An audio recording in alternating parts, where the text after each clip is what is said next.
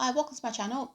Here I talk about the teachings of Neville Goddard and mainly look at some practical ways in which you can apply those teachings to help you manifest what you want in your life. So in this video, I'm going to look at self-concept again. And there are different definitions of self-concept. So I define self-concept quite literally. It's anything you conceive yourself to be. So you are awareness, consciousness, the I am, whatever term you want to use, conceiving yourself as this person, right? So anything about this person is a self-concept. So I'm a woman is a self-concept. I am married is a self-concept. I'm attractive is a self-concept. So that's how I personally define self-concept, and that's how I think about it.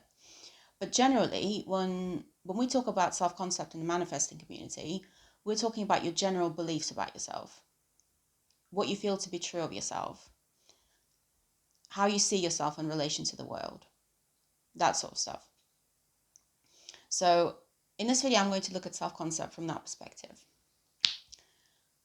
So what I've noticed is quite a lot of people, myself included, because I used to do this in the past, they base their self-concept around how other people treat them and how other people see them. So they affirm things like, I'm loved, I'm wanted, I'm appreciated, I'm valued, I'm chosen, that sort of stuff. Now, don't get me wrong. Cultivating the belief that you are loved and you're wanted through affirmations or other techniques is a hell of a lot better than walking around all day and telling yourself, no one loves me, no one wants me. So yeah, it's a great place to start. But to me, that's not true self-concept in this sense. To me, that's actually an indication of a low self-concept, especially when you're affirming things like, I'm chosen. I mean, you're the operant power in your reality. Why would you need someone to choose you? Like, you get to fucking choose what you want. So to me, those types of affirmations are an indication of a low self-concept. To me, true self-concept is just about knowing who you are and loving who you are. Knowing that you're the operant power in your reality and you can have absolutely anything and everything you want because everything you desire is already yours, but at the same time not needing any of those things in order for you to feel good about yourself. You know that you're whole, complete and perfect just as you are, and you don't need anything outside of you to complete you and to make you happy. You trust yourself, you believe in yourself, you always show up for yourself. You can look in the mirror and say, I love you, you're amazing, just because, regardless of anything else that's going on in your life, regardless of how other people see you, regardless of whether you have your manifestations or not. You know that you're enough, just as you are, and everything you need is within you. And this is a really great place to be because when you feel good about yourself, you're no longer needy and desperate for your manifestations to show up. And you're no longer putting your manifestations on a pedestal. You're no longer clinging on to them like your life depends on it. Because you know you don't need those things to complete you. They're just a bonus. They're just a nice to have. And when you are in this state, then manifesting becomes effortless. Because generally, in my view, what makes manifesting difficult is attachment, is the desperate need to have those things manifest. I mean, when it comes to day-to-day things, how often do you just think of something once and then forget everything about it and it manifests? And it manifests because there's no attachment. There's no desperate need to have it manifest. But when it comes to manifesting major things in your life, that's where the need and desperation usually comes in. And that's why those things don't manifest, because you don't manifest anything out of need and desperation. So if you have a good self-concept and self-love and you feel good about yourself and you don't feel needy for your desires to manifest, that's when everything starts just flowing to you effortlessly because you're no longer needy and desperate for it.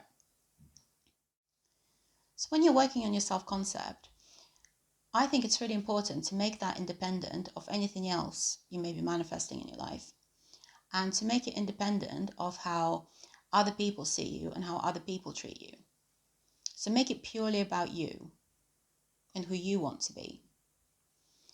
And I have found that the best way to work on this is through meditation. And I'm not talking about meditation where you listen to someone else's recording where they repeat affirmations over and over again. I'm not talking about that. I'm talking about self-contemplation, where you still your mind and you just feel your I amness.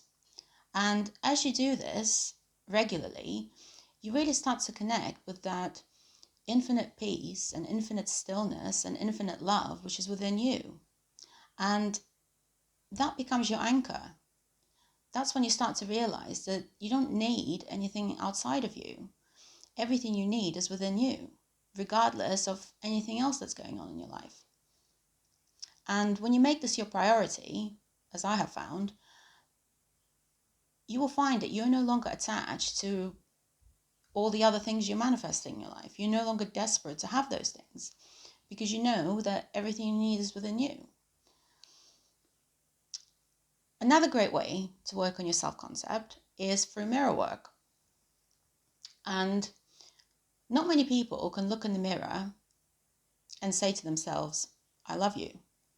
And I know I'm mixing self-concept and self-love here, but I think the two are very much interlinked, because if you have self-love, then you will naturally have a good self-concept, and vice versa.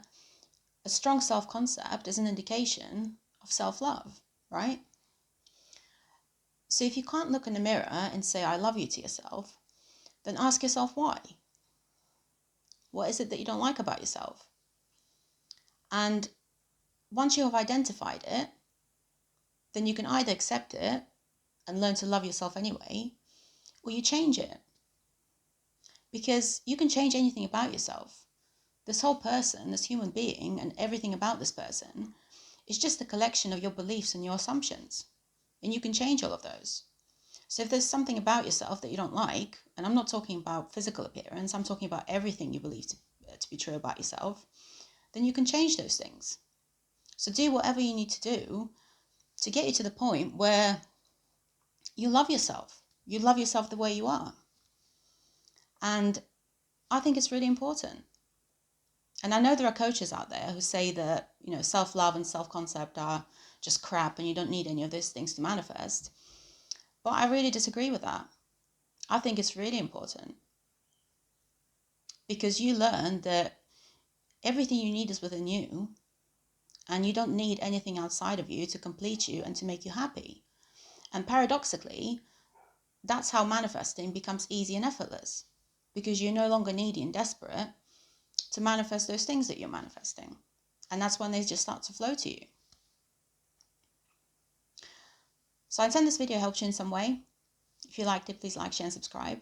And I'll see you in the next one. Thanks for watching.